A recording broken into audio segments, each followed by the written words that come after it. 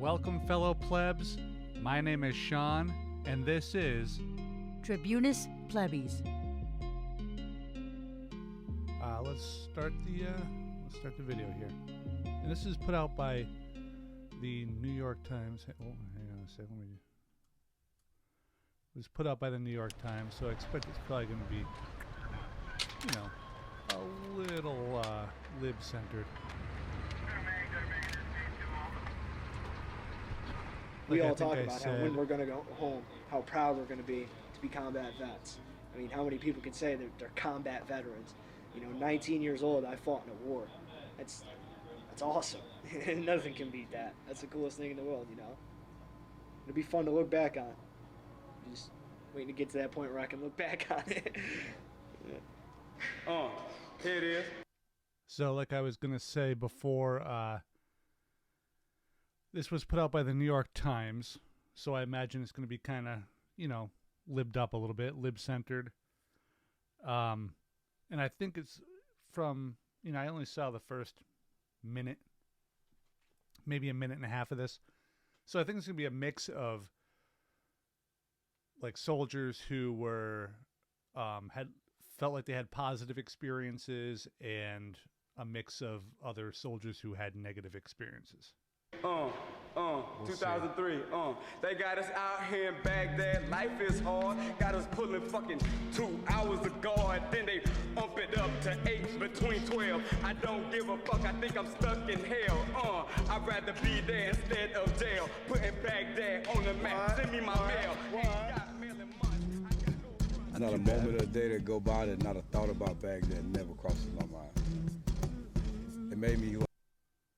Yeah, but what he was saying there in that rap, it makes me think about, like, that he probably didn't grow up in the best neighborhood. Maybe didn't have a lot of options, not a lot of choices. And like he said, it was, sign up to go to war or have a good chance of going to jail. And it just makes me think about the idea of the poverty draft, which is, for anyone who's, not aware of that term, it basically means that, the Army is going to poor neighborhoods, poor schools, underserved communities and all that, and that's where they like to recruit. I don't know that poor people make up a disproportionate amount of soldiers, but they definitely recruit more, in those poor neighborhoods. Like, I didn't have recruiting centers in the town I grew up in that was kind of, lower middle class, I guess, for the most part, kind of a depressed mill town that was still doing okay. But, I live near Springfield, Massachusetts, and they're not in the ritzy areas, the recruitment centers, they're in the north end, south end, we're all the poor areas. And, basically we don't have an active draft, a draft that's ongoing right now, but we do have to register for the draft. And, so the system still exists. But they go to these poor neighborhoods and they hand out bonuses, the promise of free education, options out of these, poor neighborhoods, whether they're inner city or rural. And when you get offered, 30 grand in a college education, it can be tempting. I'm sure it can be tempting. Plus, they can lie to you. Well, maybe they're not allowed to lie to you, but I know some people who feel like they got lied to. And they call it a job. I wouldn't say it's a job. You sign to become low paid, like chattel labor, really. And, you go where they tell you. You don't have any choice once you're there. It's kill or be killed by the people that they tell you, where they tell you. Follow orders without question. Let your identity be subsumed to the whims of the Pentagon. All that stuff. And you do all that, not for the safety of your neighbors like they like to tell us, but rather for the profit of Raytheon and General Dynamics and Honeywell and Boeing and 1,000 other military industrial complex companies. And I know there's this narrative about, like, the poverty draft isn't real. It's not a real thing. But like I said, there's no recruiting centers in rich areas. They're like the wealthy area of Boston. I doubt that they have any. But the poor area, I bet you can find them. And sure, you know, some, I guess, broad definition of middle income will change where these people fall on, you know, the chart of who's not drafted, but who's recruited and not. But soldiers, they're not really coming from wealthy families around here. Let's be real. And when they are wealthy, they're going to academies, the military academies, and they're graduating as officers. And they're more likely to work in D.C. or behind the lines or at the Pentagon, I think. And if I'm wrong on that, I don't want to hear it. And and if there are exceptions, I don't want to hear that either. So let's move on. Who I am today. Going to a country where you don't know nothing. Knowing it's going down. Knowing you're hearing the bombs and the gunshots. It's real now. Hang on a sec. Is this drumming? Give me my mail. I think that's drumming. Knowing it's going down. Knowing you're hearing the bombs and the gunshots. It's real now. Like you've been trained for it. They done told you about it. Now you're here.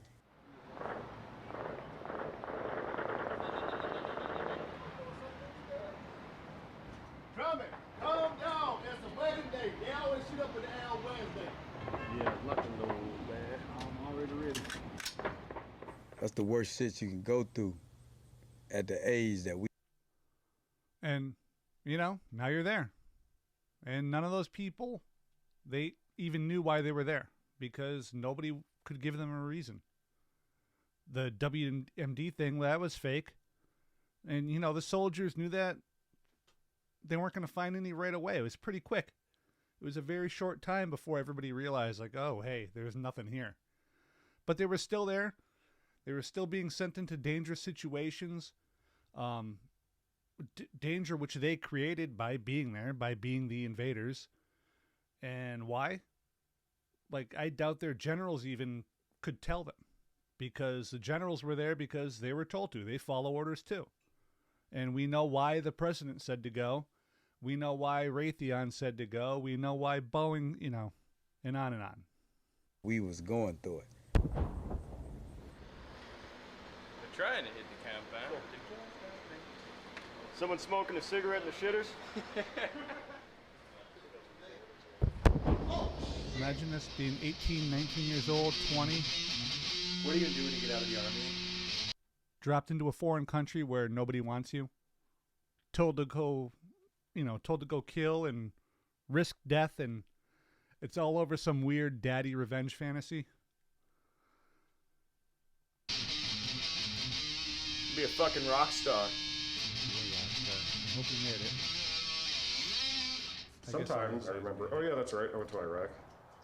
Now that I have a kid, sometimes I find myself thinking, is he going to end up going to some war that ends up not doing any good for the world and receive a bunch of shitty care afterwards? It's a good question. It's an important question, especially if you have kids.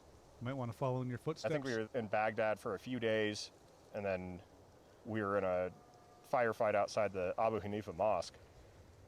And it was just totally bizarre. Just, you know, fucking gunfire everywhere, a couple of RPGs. And I was just thinking, what the fuck am I doing here? And that question never went away. I don't know how to explain the war to myself, and have yet to have any clear thought of like, yes, we actually made a difference there, because we didn't at all. There was no difference fucking made. Maybe for the worse. The area I come from. Imagine that, though. Imagine going into a war zone. You signed up for whatever reason that you signed up for, whether it was because you didn't have any options, like poverty draft stuff, or maybe because your family had a tradition of serving, or 9/11 happened, you felt moved to sign up, running away from something, running towards something, just being lost. I don't know. Whatever your reasons are. You sign up, you think you're doing good. And you get there and you realize that not only are you not doing good, but you don't even know what your goals are. And, it makes no sense. It makes no sense, and I think that they figure that out probably pretty quick. But, they keep sending you back out. You watch your friends get injured. You watch friends die. Maybe you even get injured yourself. You get shot. And you just can't explain why any of this is happening. It must make you feel so damn helpless. Maybe disappointed. I would assume angry. Is very small. Not a lot of opportunities for people fresh out of high school. So it's either community college or go do something, travel the world, get paid for it, experience places like this. I had swore I'd never join the Army. I watched my brother come home all rigid when I was like 12, and I was like, no way. And then he called me and he said, "You watching this shit?" And I said, "What?" He goes, "Turn on the television." And about 30 seconds after I turned on the television, the second plane hit. When that happened, one, I was mad, it's just my fucking backyard.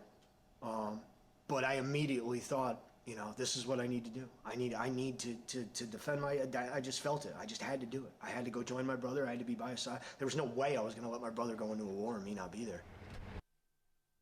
So, 9/11, right? It's the kind of the ultimate recruitment boon. Like, this guy, he says he never wanted to go. He never wanted to sign up.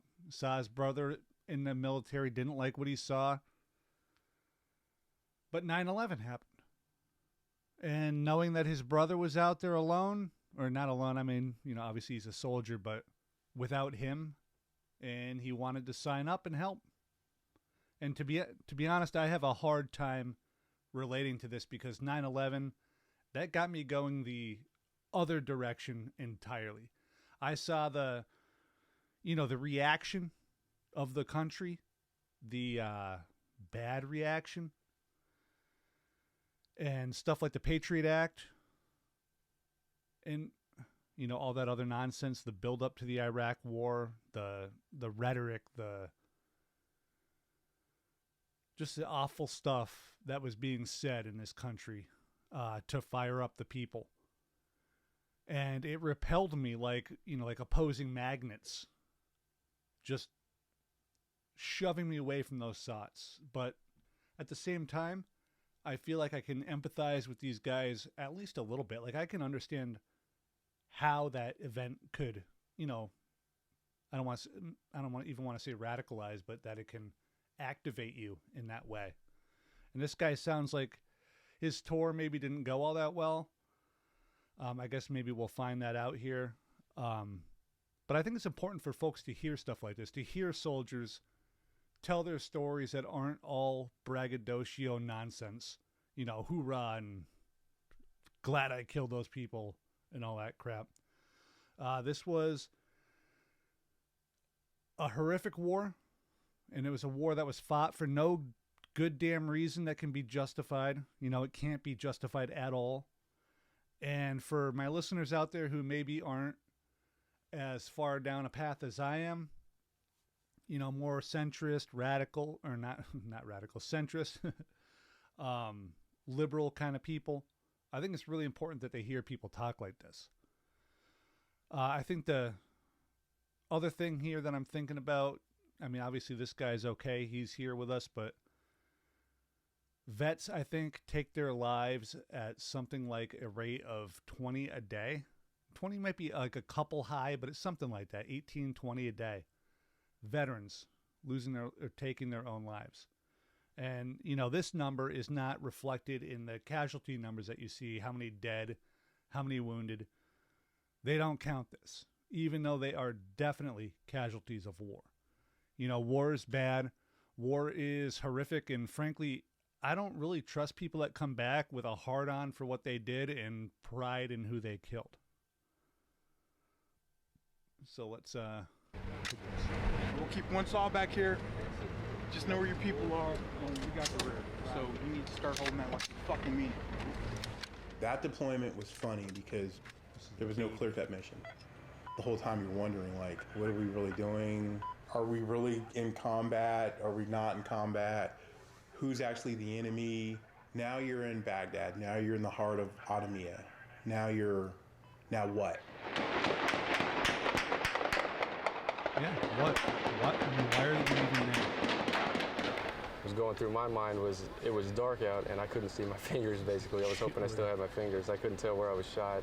I just knew my arm was numb. There's a guy got and I shot. found out I had my fingers and I could move them.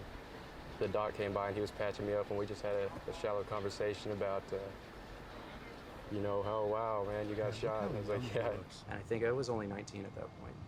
Yeah, hey, 19. And to be shot in the first 2 weeks of a 16-month deployment was Jesus, 19 years old.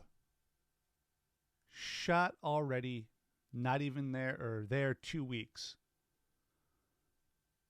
Into a 16-month deployment. That's how it starts. Yeah, I guess it was setting the tone, brother. setting the tone, to say the least. Sorry about that. IEDs are the scariest. Gunfire and crap like that shit don't bother me, it's whatever. But IEDs, they had that shit in garbage, man, and it could be anywhere. And you ride through the hood and you see a milk jug on the side of the road, but the milk jug look kind of cut, or a trash bag. The trash bag look kind of ripped up. That's the shit that they will put the fucking bombs in. Back up! Clear the road! Possible IED! I don't see any wires, but it's on the surface. We found Coke cans with plastic explosives in them on the corner. And when you're walking around a neighborhood that's literally, trash up and down the streets, you can't really tell where they are. Pick up that you see us when Jesus God. For people who aren't on the audio, they showed a soldier just kind of cautiously walking up to a bag and just picking it up, checking if it's a bomb. And I can't relate to this sort of stuff at all, but it's just brutal to listen to and to see these people's faces. But I think that we should also recognize, and I know this is going to sound cruel or cold or treasonous or whatever if you're some jingoistic super patriot, but everyone out there waving American flags and cheering on wars like this and demanding that troops be sent somewhere across the globe for whatever reason, this is the result. This is what happens. You can cry about every soldier that died, but every single one of them is the fault of the people who sent them and the fault of the people who supported the people who sent them. This is what happens in a war. To get upset about death after you want war and you scream about wanting war, it's one of the ultimate hypocrisies. And it's not this dude in the video's fault. He was just there. I'm sure he signed up for all the air quote right reasons. And I want to be clear on that, but listen to the trauma of him talking about roadside trash, driving down the road and seeing a cut up trash bag and thinking, "Oh my God, that's a bomb." This is Colin Powell's fault. It's Bush's fault, and all the rest of them, not this guy's fault. You invade a country and you turn the population into freedom fighters, the people who don't want you there. This is what they were. Freedom fighters. We call them insurgents in the media, but we are the only ones who call them that. They were calling each other freedom fighters. And we would too if somebody invaded this country. This is the only way for a populace who's facing a better armed, a better trained, a better equipped, logistically superior force. You load the trash with bombs and you hope you kill somebody. This is the war that we made. This is the resistance that we created by starting the war. And we started the war because of we started the war because of lies that we believed, that we just, swallowed hook, line, and sinker. We're going around corners and there's a box on the side of the road. It's just, cringe and take the turn. Hopefully you don't hear a bang. I still cringe when I pass garbage. I ask my wife, she goes nuts. I avoid garbage like the plague on the road. I will swerve my car to the other side. She's like, what the fuck is wrong with you? We're riding in the open tailgate of a truck, and people are getting fucked up all the time, and we'd still go out there with it. Part of our $87 billion budget provided for us to have some secondary armor put on top of our thin-skinned Humvees. Secondary armor. He's for people who can't see this, for the audio guys, he's pointing to sheet metal that looks like it was riveted to the outside of an unarmored Humvee. It literally looks like 1/16 of an inch thick, like just sheet metal you could buy at Home Depot or something. This armor was made in Iraq. It's high quality metal, and it will probably slow down the shrapnel so that it stays in your body instead of going clean through. And that's about it. That's about it.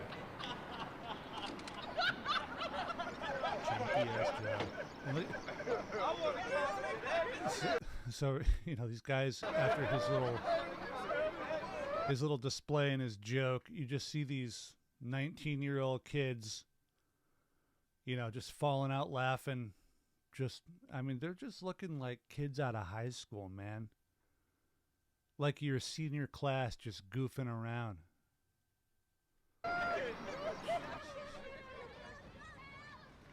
When we first got here, they were waving at us, and next minute, as soon as we drive by, we'd get shot at.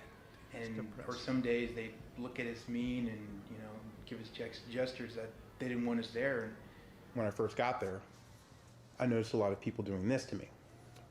Fuck you, American. They didn't say fuck you. They were just. He's making almost like a chef's kiss. And about 4 months into it, my interpreter looks at me and goes, "Sergeant Beatty, have patience." Wait, what? Have patience. His interpreter, who he's supposed to be working with, is apparently telling him,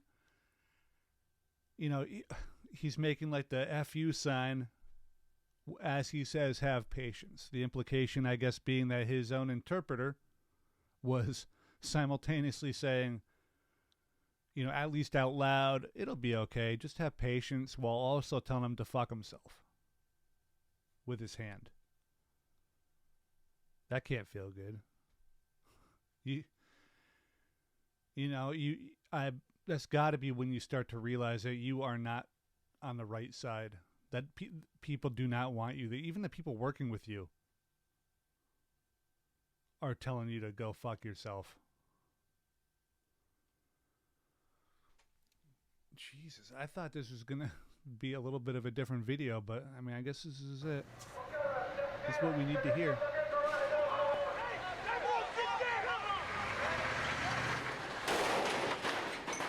We hit houses with the wrong address.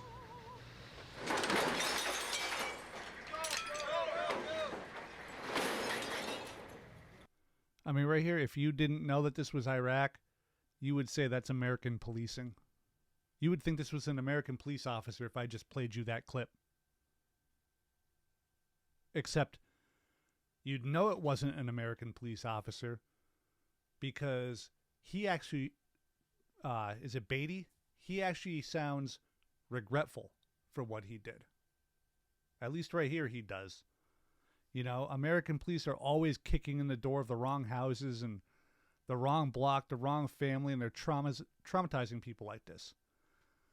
Waking people up at, the dead-ass sleep, 2, 3 a.m., and tormenting them with guns, tearing up their property as they search for drugs that probably aren't even there. Or if they do find them, it's like, 2 joints and a sniff of coke, and they put it on a table, and they take their photo with it, like, ooh, man, we did good today. Bunch of cowards. Because And then they leave, right? And they never make it right to anybody. And I doubt that this soldier made it right to anybody. You know, I'm sure he just went about his day. This is probably all regrets later on. You know, in the U.S., there was even a case of a deputy, I think it was in Georgia, who they served a no-knock warrant in the middle of the night. And they charged in, you know, all geared up, rifles, looking like badasses, to terrorize a family, you know, a mom, dad, and a baby.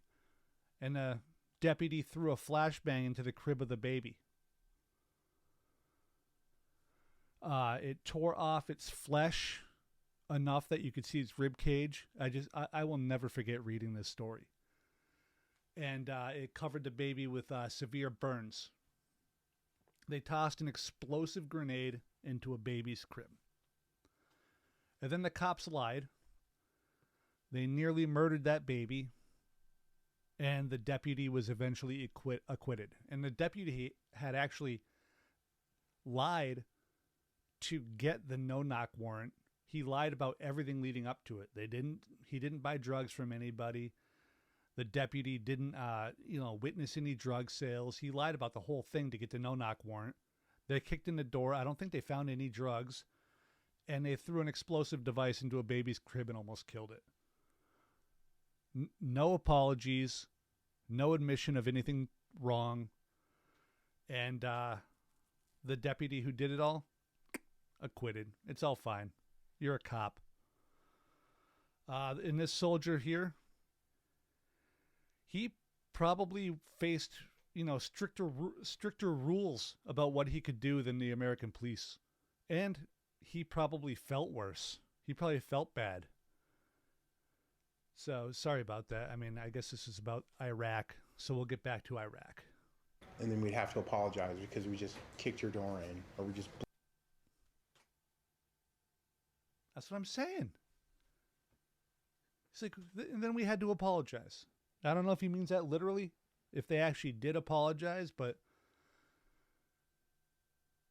American police aren't even going as far as saying, like, I was wrong.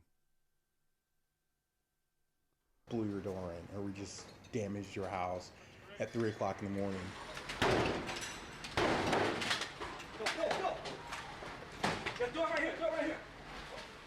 And just imagine how many people in Iraq, Iraqi citizens, I mean, not enemy combatants or whatever, how many of them would be radicalized by actions like this? Like, whatever people weren't like fervent freedom fighters, upon the invasion or in the first weeks or months of it, people who were just trying to get by. And, let's be real. Some Iraqis, they welcomed Americans coming into the country because Saddam wasn't exactly a progressive peacenik. I think we can admit that, right? He wasn't a great dude. But how many of them start to flip when they see houses being destroyed and people killed for no reason at all?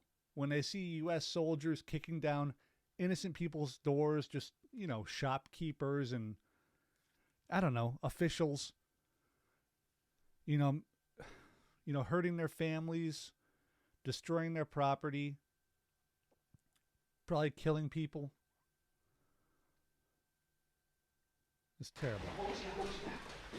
Stay well to the front! Stay well to the front! They're going into another house here, audio people. Hold on. Get down! Get down! Get down! No rest! No rest! I mean, look at this. You got like an older woman and a child being forced down a flight of stairs in their own home at gunpoint, at the muzzles of multiple rifles pointed at them, and probably for nothing. It's unbelievable. This is what happens when a president with daddy issues, who is, manipulated by his handlers, aka the military-industrial complex and all the goons that I mentioned earlier, and we send people to war with no clear goals beyond making these companies richer, billions and billions of dollars richer, and with a goal of strip mining these countries of their mineral wealth, their material wealth, you know, taking as much of it as they possibly can. And then we take the surplus weapons and vehicles that we use or don't use, you know, that we spend too much money on, and we give them to, or at least sell them very cheaply to, American police forces. You know, my own town famously has 2 rocket-propelled grenade launchers, which it has to spend extra money on every year to store safely. And, like, we don't need RPGs. It's absurd that they exist in this town.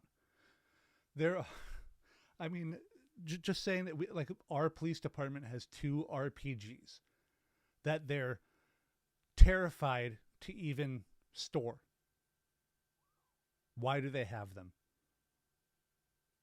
It's because, you know, some swine somewhere in this town thought, wow, that would be badass.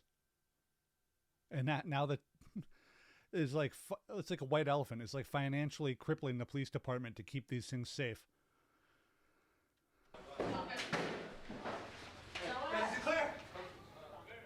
I still hear it, and the psychological side of it now, I still carry.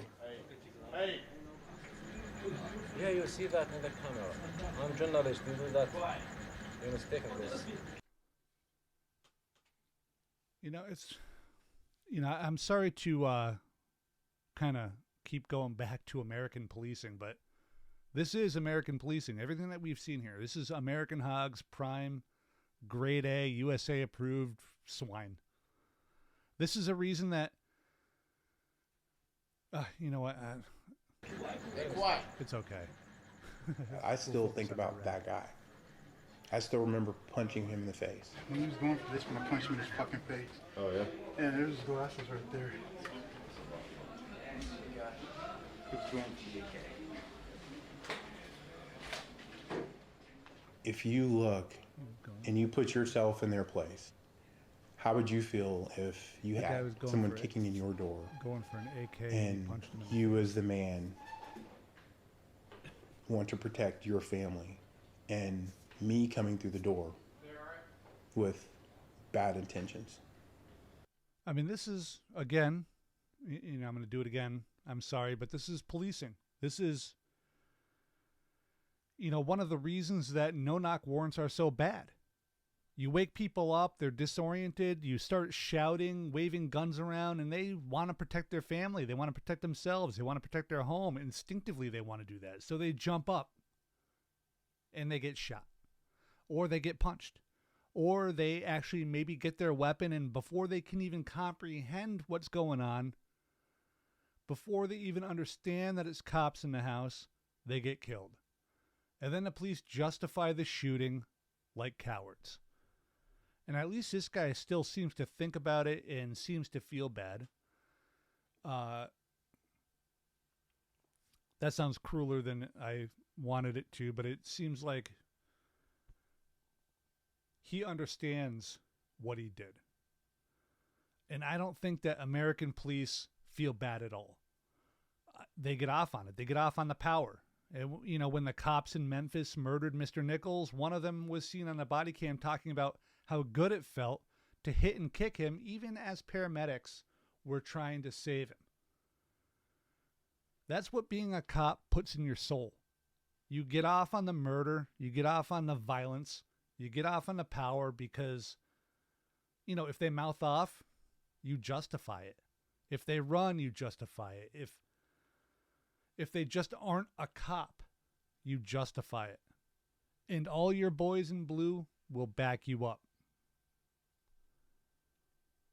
You know, we saw Breonna Taylor, right? No knock. They kicked in the door 2 a.m. or something. They killed that guy for trying to protect himself. And her. Jesus. I mean,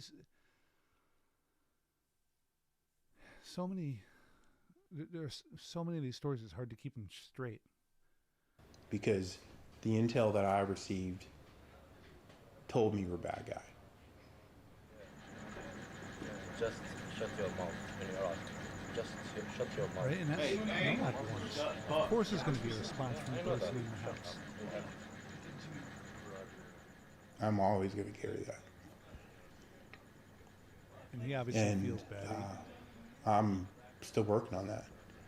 Pick him up. He goes outside the wall. Just a one-hand shotgun. But, you know, this is also, I think, culture too. I'm not, you know, I've never been in the military, but I've seen American cops. And, you know, I know that the police culture is to insulate, form ranks, back to blue, never admit fault, never admit to lying, always protect each other. That's the police code. And, you know, I don't think that that particular police culture extends across oceans and into foreign countries in the military in quite the same way. But it might. I wouldn't be shocked if somebody told me it did. I mean, we've seen cover-ups in the military. I just don't know enough, but I doubt it's quite the same because cops,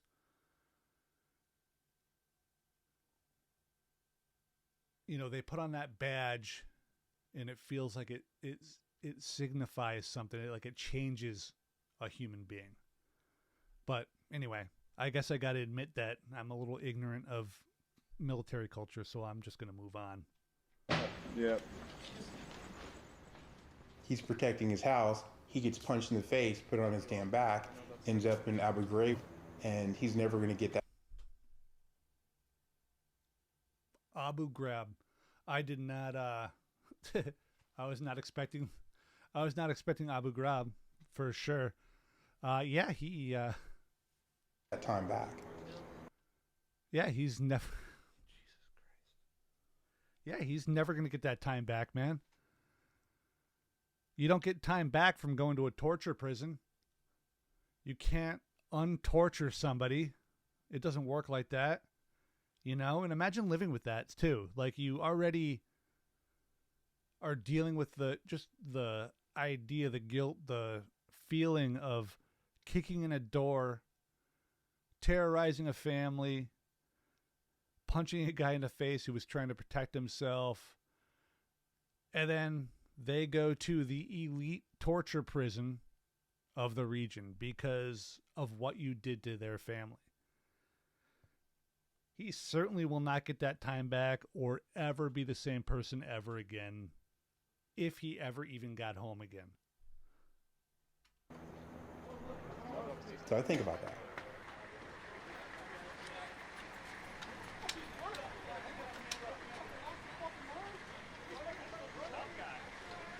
I don't feel like I'm defending my country anymore, and that kind of sucks.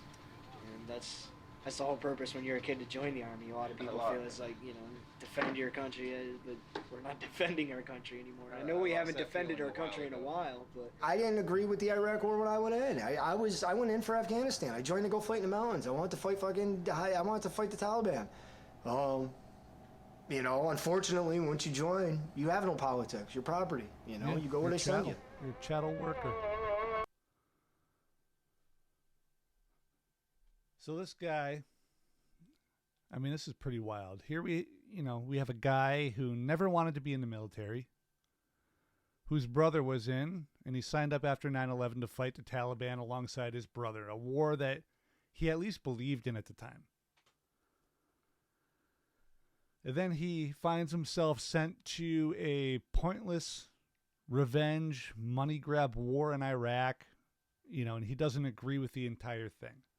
And this is what I mean when when I was saying you become property, you become chattel.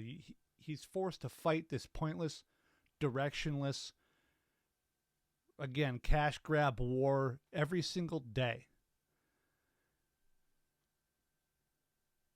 And, you know, he was there doing this, and it was futile because it was nothing but a Halliburton ploy to fleece Iraq and the American people of hundreds of billions of dollars.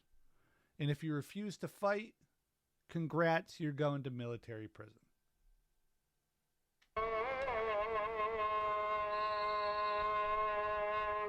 When I was 20, I thought we were invincible. We were kids. We were just invincible. We're going to go here, we're going to do this, and we're going to get out. And I tell people to this day, the day that I grew up was November the 1st, 2003. That was the day I grew up. I think that's the day we all grew up. What happened on November 1st, 2003? September 1st, 11/1. Doesn't ring a bell. And you say that day, and it just... We just got the call over the radio that one of our Humvees was engaged with some kind of RPG or IED. Nobody knew what it was at first. It just hit, and it hit hard. Our Humvee was limping back to the compound. The date's and not we're getting like status reports like a national thing. It was constantly. Something in their unit. And we all just kind of somebody had to have died. went on with what we had to do that Probably night. the first one that died. And then we got up the next day, and they told us we had a 9 o'clock formation. Nobody told us as to why. And I lined up the whole battery. And the BC came out, and he was already crying. He was really shook up. And we knew something was bad. And he told us that during the night that Lieutenant Colgan had died. Colgan. And then he just, everybody's heads just went down. It was, I imagine it's probably the first guy you in could the hear unit. the gasps and tears on a lot of people. I think most people really wanted to go out and just kill everybody after that. It was the first death we had suffered in the battalion, and then we'd had people hurt, but no one had died yet. That's a really big thing to just grasp all of a sudden. This video's not shaping up like I thought it would. I really thought there'd be a lot more apologia in here coming from the New York Times. Things you'll never forget. Several other people in our unit were killed. Lieutenant Saltz, PFC Moore, Sergeant Major Cook was killed, Sergeant McKeever. Rest in peace, boys.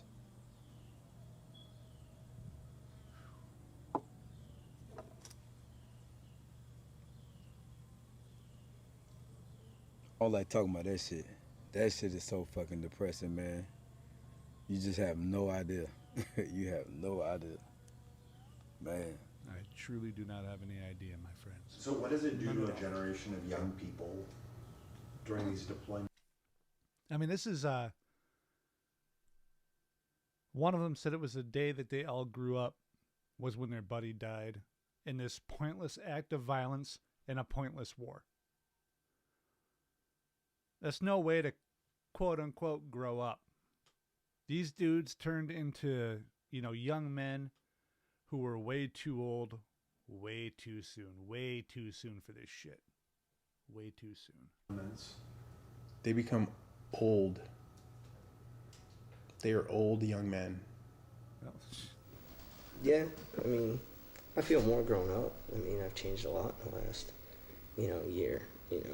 For people back in the States, it was just a year. Nothing really changed. They just got a year older. For me, it was like, old young man. A lifetime.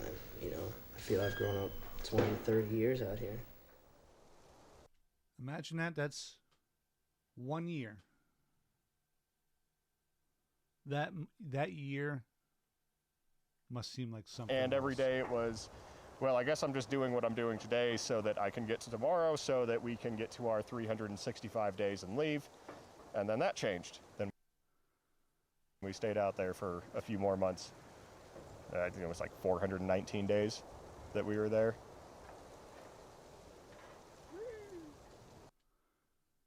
Obviously, I mean, these guys just told us all, right? Getting dropped into this insane war, on this bizarre war zone that just makes no sense, being constantly in danger for no good reason, watching friends die, being terrified of trash on the road, being hated by even people that are supposed to be helping you, growing up far too fast and far too soon and seeing way too much, and sending people to torture prisons. I mean, maybe just, George Bush damn. should fund my fucking guitar business. He owes me a beer, at least, at the minimum. And it, it turned from gung-ho, let's, save America, I can't wait to look back on what I did here, to let's just survive to the end of our tour so that we can get the fuck out of here pretty fast. That's a quick turnaround, right? I guess that's part of the growing up. You know, when you get shot, you see your buddies die, and you have no idea why you're there. When you realize the con and the absurdity of, you know, the murderous indifference of your supposed leaders. You know, the first scene, that opening scene, it just sounded like they were talking about how invincible they felt as young men at 19 years old. Months later, all of that aging just has them eyeing the door. And, you know, like he just said, it just gets yanked further away from them. You know, when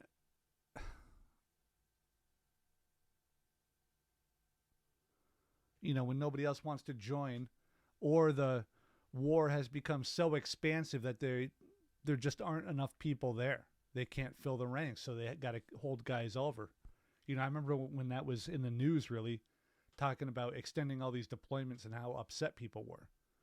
But, you know, at the same time, you know, I guess, again, we have to keep centering the idea of how entrenched the war itself had become and why.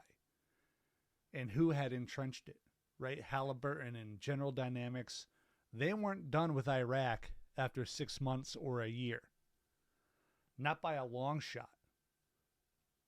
You know, not by like over a decade. I mean, they're still probably raking in millions over there every year, billions every year.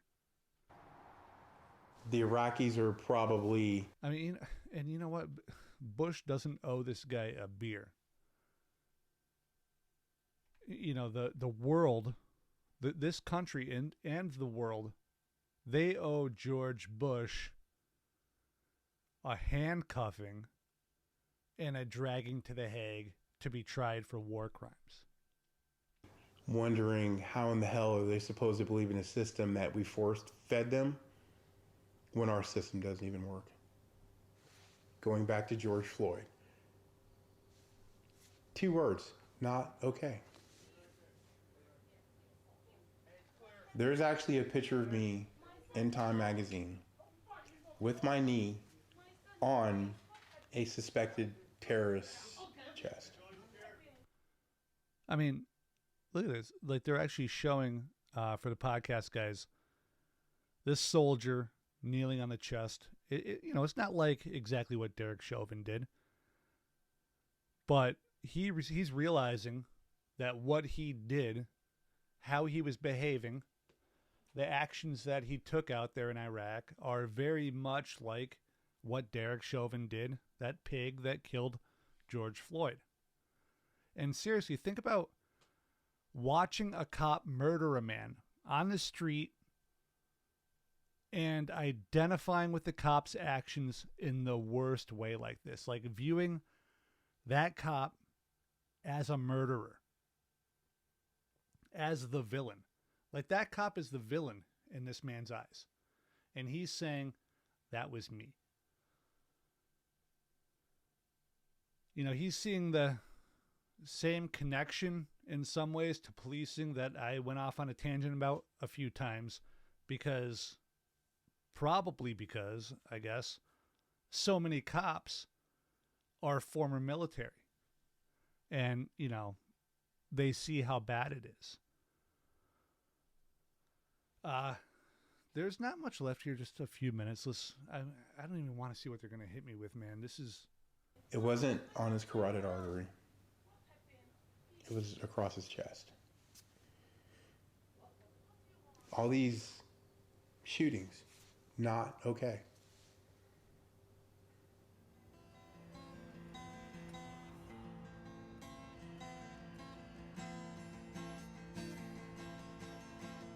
My mom doesn't like the Army too much because, I mean, took both her boys and we're over here, and, you know, she hates that. But she's very proud, and nothing beats it. It's the greatest feeling in the world. That was before he saw what he saw. He was still happy to be there when you still Jason's believe. bike was always affectionately known as the asshole, because that was my brother. Oh no, he's talking about his brother in the past tense. Fuck, I missed him. His brother died over there, didn't he? Oh no. All right. For the audio guys again, sorry video people, but I want to make sure people understand what's going on. The guy who he rode up on his brother's bike, it cut to a screen. It says this. It says, in 2020, Camisso's brother Jason took his life after 4 deployments to Iraq and Afghanistan. So his brother came back and took his own life.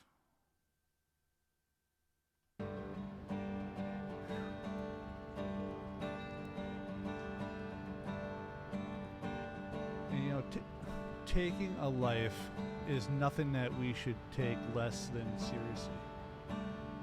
You know, I hope that's stating the obvious here. And like I said, I'm pretty sure I had recently read that about 18 or 20 vets take their own lives every day. Every single day. And I can't name, all of the reasons, but some of the vets are, sorry, I'm just trying to look up the number. So, all right, I just quickly looked it up on my phone, and the current rate for veterans is about 17 per day. And I don't know all of the reasons, but some of the stuff that these vets are discussing in this video, it must certainly contribute. You know, I'm not sure what else to say here. When shit gets dark, you know, and you're thinking about ending it or whatever, you call someone. Jason was that phone call for me, and I was always that phone call for Jason. So it was hard for me when he did do what he did. You know, the first few months, and then he called. Why didn't he call me? And I don't have the answer.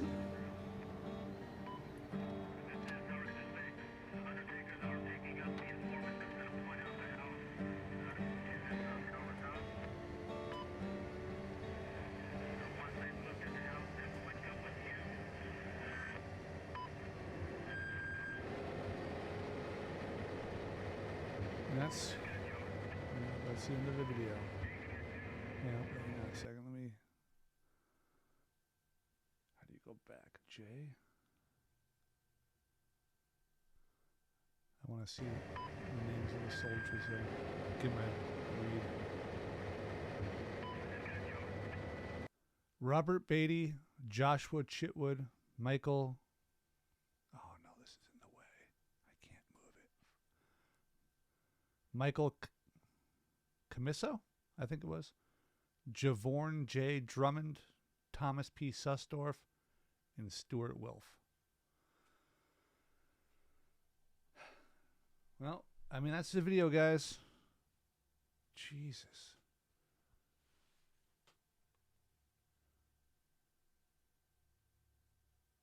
All right, I know that there's going to be an ending here, so I'll that's it. Wow.